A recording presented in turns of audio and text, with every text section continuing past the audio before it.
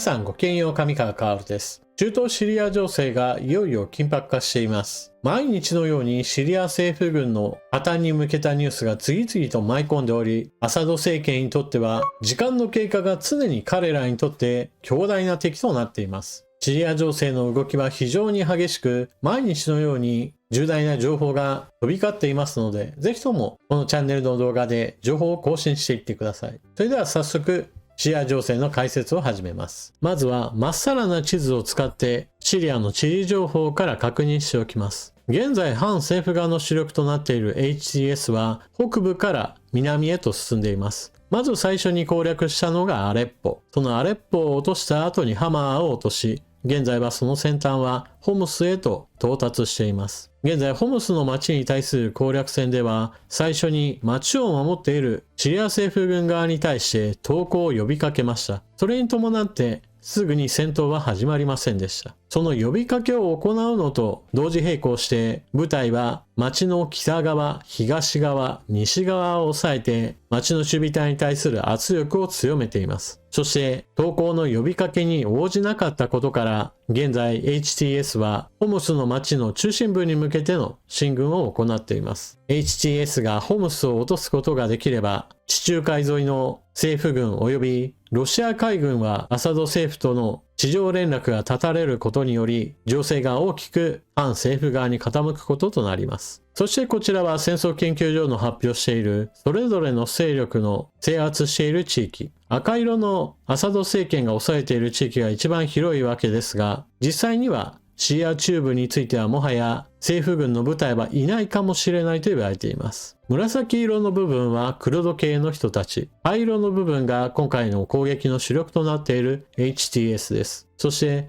この地図では非常に小さいのですが、南部においても住民の武装蜂起が発生しています。戦争研究所の発表している地図よりも現在は非常に状況が変化しており、この南部に今回は注目する必要があるでしょう。赤く塗られている部分が政府軍、そして緑色の部分が反政府側の勢力です。ただ、この反政府側の勢力なのですが、ダラーと呼ばれる地域における住民による武装蜂起が発生し、その周辺の町でも次々と反政府側の武装蜂起が発生しました。まとまっているところでは、イスラム教系の宗教集団であるドゥルーズ派の一派が最も大きなまとまった集団だと見られています。北部での HTS の進撃があって、政府軍はこの南部での大規模な部隊はいませんでした。しかし、国境警備や軍の基地もあったことなどから戦おうと思えば戦えたはずです。しかし、政府軍は小競り合いの後に大部分は首都へと撤退。その他、国境を越えてレバノン側に逃亡する兵士たちも現れているようです。こちらの映像資料は戦わずに逃げている政府軍。戦車を先頭にその後ろを兵士たちが歩いて首都へと向かっています。こうしている間にも武装蜂起した地元の宗教勢力や有力者による集団などが政府軍の兵舎を抑え武器弾薬を調達、また戦車などについても放棄されていたものを乗っ取ったといった話なども出ています。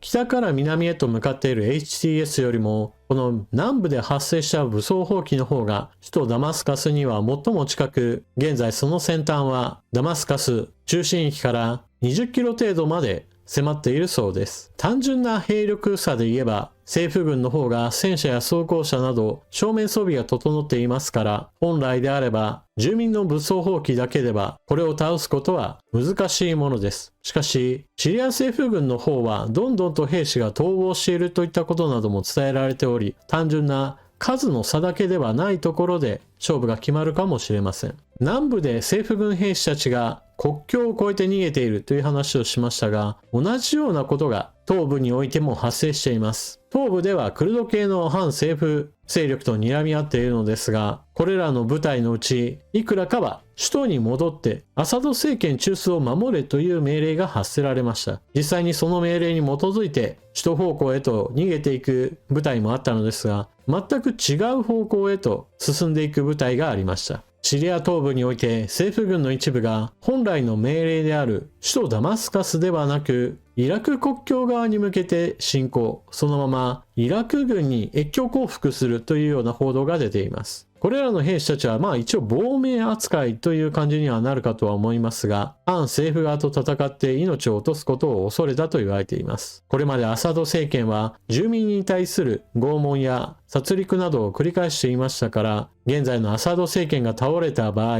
住民らによる報復を恐れて国外へと脱出するといったことも選択肢になっているわけです。そしてこれまではアサド政権を支えていたロシアとイランの動きについても取り上げておきましょう。現在ロシア空軍は現在でもアサド政権側に立って空軍力を提供し戦闘に参加しています。実際ロシア空軍による空爆が HTS 側に対して行われたといった報道なども何度もあるのですが、それが全体の戦局に対する影響を失っています。前線においては政府軍と HTS が混じり合っていますが、これを空爆することはできませんし、かといって現在 HTS の本拠である北部地域に対する空爆を行っても、そこにはすでに HTS の主力がいないがために打撃にはならないからです。そしてロシア海軍の拠点であるタルトゥース、このタルトゥースに対する新しい報告も入っています。タルトゥースはロシア海軍の拠点となっている場所で、多くの艦船が一度港を離れたといったことが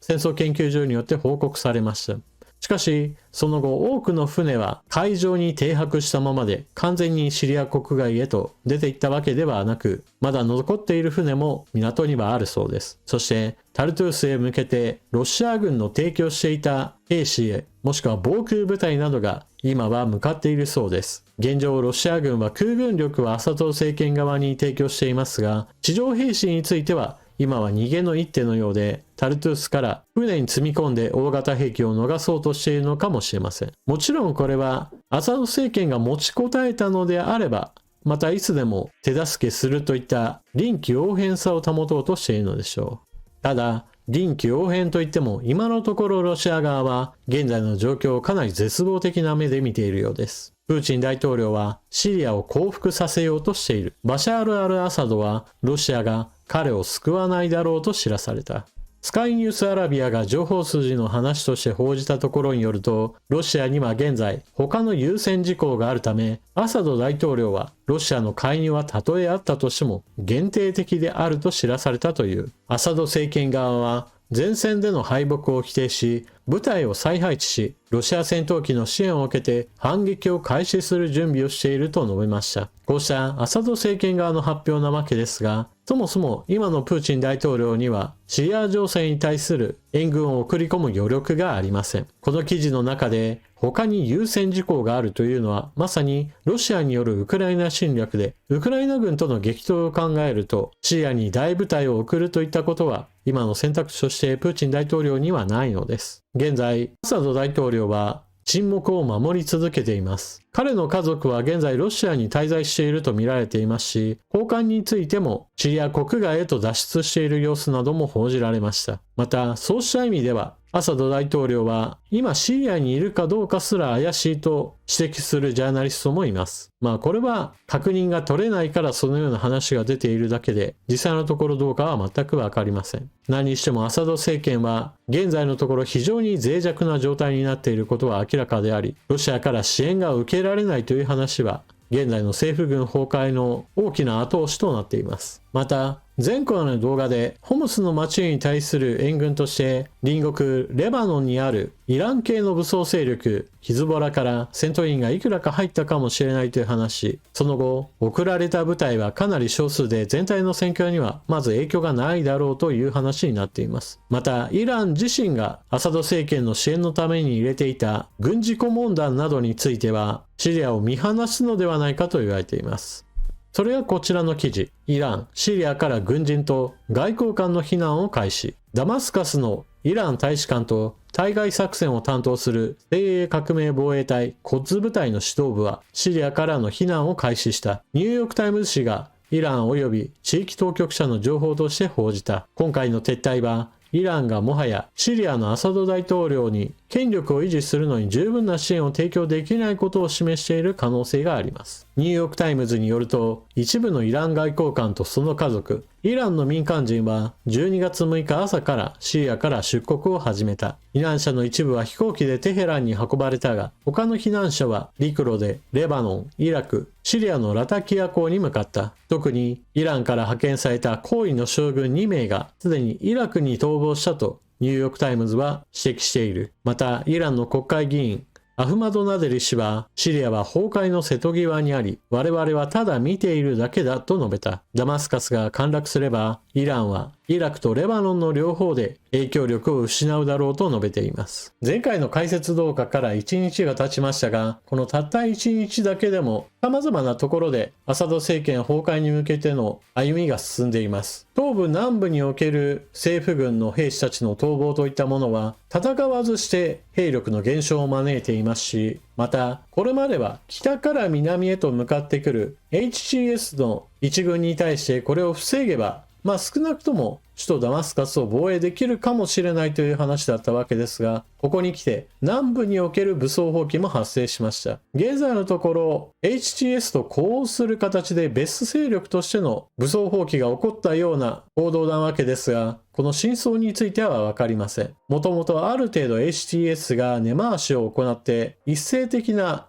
武装蜂起を呼びかけていた可能性も指摘されており、これは戦後になってから検証記事が出ないとちょっと真相は不明かもしれません。何にしても HTS 側の軍事指導者はダマスカス攻略に向けての作戦が始まったと話を始めています。実際南部で始まった武装蜂起は地元のシリア政府軍の兵舎や武器庫などを襲撃し、これを占領することで武装集団としての規模が拡大したと言われています。これらの人たちが目指す先は一番近場で、そして最も倒すべきアサド大統領のいるダマスカスが近いわけなので、彼らが南から北上し首都ダマスカスへと流れ込めば政府軍はさらなる混乱に追い込まれるでしょう。その混乱というのがまさに政府軍の脱走へとつながれば、政府軍の戦力はさらなる弱体化を逃れることはできません。さらには首都ダマスカスでそのようにして防衛戦が発生すれば、北部にいるホムスでの防衛隊においても動揺が走るでしょうから、今まさに南北からの挟み撃ちといった状況に陥りつつあるわけです。戦力的に、そして戦車の数といったことを考えると、今でも圧倒的に数は多いのが政府軍です。しかし軍隊を構成しているのは人間であり、その人間がまさに政権の崩壊時に果たしてどれだけとどまって戦うのかといったところがアサド政権の命運を決めることとなります。少なくともイランもロシアももはや本格的な援助を送れないとなれば、残るはアサド政権のその中枢の兵士たちがどれだけこの政権を守るために戦う意思があるかにかかっています。日一日とアサド政権崩壊への歩みは進んでいると言えるでしょう。というわけで今回の動画はここまで。最後までご視聴いただきありがとうございました。チャンネル登録していない方はぜひともこの機会にチャンネル登録よろしくお願いします。それでは次の動画でまたお目にかかりましょう。またね。